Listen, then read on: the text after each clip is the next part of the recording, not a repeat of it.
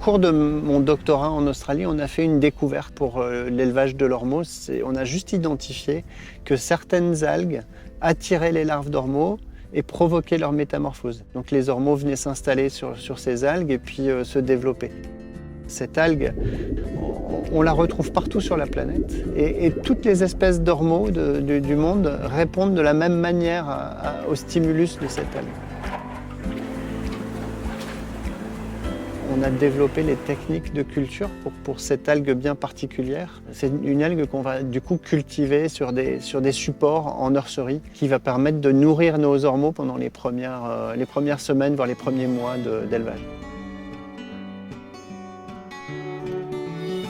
Journée de grande marée, on est venu sur une zone où on sait qu'il y a un champ de Laminaria digitata, donc le combou breton, et puis on est venu récolter des algues et charger des algues pour servir de fourrage à nos ormeaux. On va récolter pendant le temps de la marée basse, au moment où la mer est la plus calme, et puis on va amener toutes ces algues ici. On choisit que la Laminaria digitata. Les autres algues, les autres espèces, ça viendra plus tard.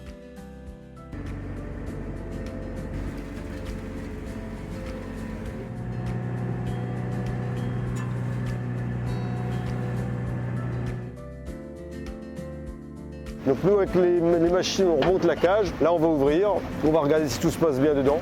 S'il n'y a pas de prédateurs, s'il n'y a pas de trous, s'il n'y a pas d'échappée, s'il n'y a pas de couvercle cassé.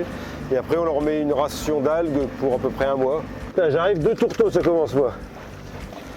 Ça fait des dégâts, tu vois.